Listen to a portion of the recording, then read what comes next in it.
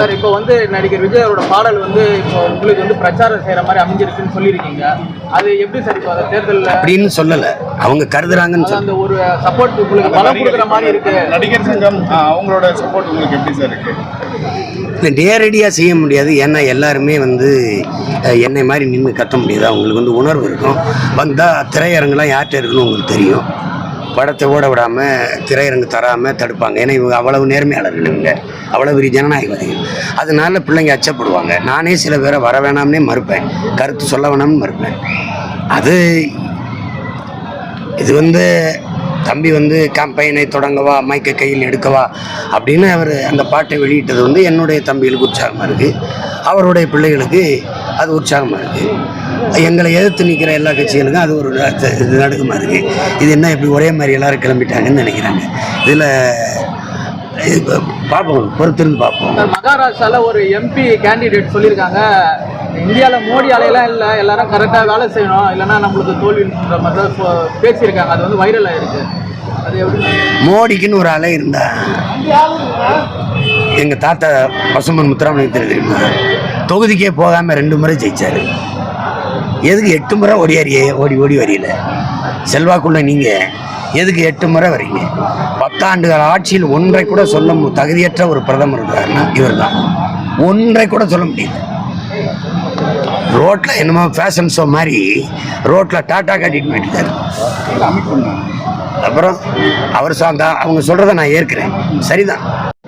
ஒட்டுமொத்தமாக எப்படி சார் பார்க்குறீங்க? இந்த தேர்தல் எப்படி இருக்கும், முடிவுகள் எப்படி இருக்கும் பார்க்குறீங்க? நீங்கள் மிகப்பெரிய மாறுதல் இருக்கும். இந்த கருத்து கணிப்பு இதெல்லாம் இருக்கு பாருங்களேன். இந்த கருத்து கணிப்பு இவர் இப்போ தந்தியில் கருத்து கணிச்சார் கிருஷ்ணமூர்த்தியெல்லாம், அவர் சொன்னது ஏதாவது நடந்திருக்காரு? அந்த ஜூன் 4க்கு அப்புறம் அவர் மேலே நான் வழக்கு தொடுத்திருக்கேன்.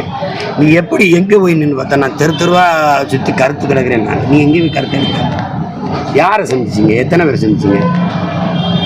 36,000 பேரை சந்திச்சிருக்கீங்க. எங்க அதில் 3 பேரை கட்டுங்க. உட்கார்ந்துக்கிட்டு சும்மா ஒரு கருத்து உருவாக்கத்தை. மோடிக்கு வேலை செய்யுங்க, மோடிக்கு ஓட்டு போடுங்கன்னு சொல்லிட்டு போங்க. அதுக்காக மற்றவர்களை வந்து நீங்கள் குறைச்சி எப்படி பண்ணுங்க சார்? இப்போ உச்சநீதிமன்றம் அதனால வந்து இந்த கருத்து கணிப்புகள் இந்தியா முழுமைக்கு இருக்கிற எல்லா ஊடகங்களையும் இந்த கருத்து கணிப்பு எது நடந்திருக்கு? பிஜேபியில் அமித்ஷா சொன்னதான் நடந்திருக்கு. 380 இடம் அடிப்பாங்கன்பாங்க, அது நடக்கும். இப்போ 400 இடம்பாங்க, அதை நடத்துவாங்க. ஏன்? பெட்டி அவங்ககிட்ட இருக்கு, ஹேக் செய்து வெல்வாங்க.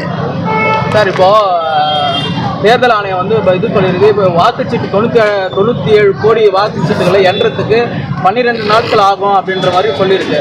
இப்போ தேர்தல் ஆணையமும் அது இப்போ கன்சிடர் பண்ணுற மாதிரி இது பண்ணுறீங்களா?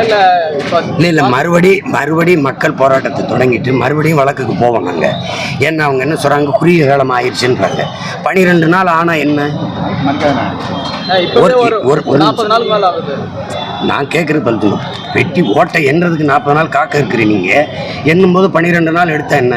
எத்தனை வாக்ககத்தில் வாக்குப்பதிவு நடக்குது நாடங்களும். அந்தந்த வாக்ககத்தில் முகவர்களாக இருக்கிறது யார? ஆசிரியர் பெருமக்கள், அதிகாரிகளை போடுறீங்களா? அந்தந்த வாக்ககத்தில் என்ன ஒரே நாள்? இப்போ இந்த இடத்துல ஒரு அம்பத்தூரில் ஒரு பூத்து இருக்குன்னா அங்கே எண்ணியை சொல்லிட வேண்டியது. அந்த இடத்துல கடன்னு சொல்லிட போகிறாங்க. இதுக்கு எதுக்கு 12 நாள் ஆகும்? 12 நாள் ஆகும்னு சொல்கிறேன். நீங்கள் எதுக்கு 40 தொகுதியில் 7 கட்டமாக நடத்துறீங்க தேர்தலில்? 7 கட்டமாக தேர்தல் நடத்தலாம், 12 நாள் எண்ணக்கூடாதா? அதுக்குள்ள ஒன்றும் செய்ய முடியாதுன்னு உங்களால் சொல்ல முடியல. இயன்றதுக்கு தாமதமாகுங்கிறீங்க. அது எப்படி சரியான நீதியாக இருக்கும்? அவங்களுக்கு தெரியுது. ஆனால் என்ன சொல்கிறாங்க, இப்போ குறுகிய காலம் வச்சு தேர்தல் அறிவிச்சாச்சு, இப்போ வந்து நிற்கிறீங்க அப்படின்னு. அதனால் திருப்பி மறுபடியும் அந்த வழக்கை கொண்டு போகும்.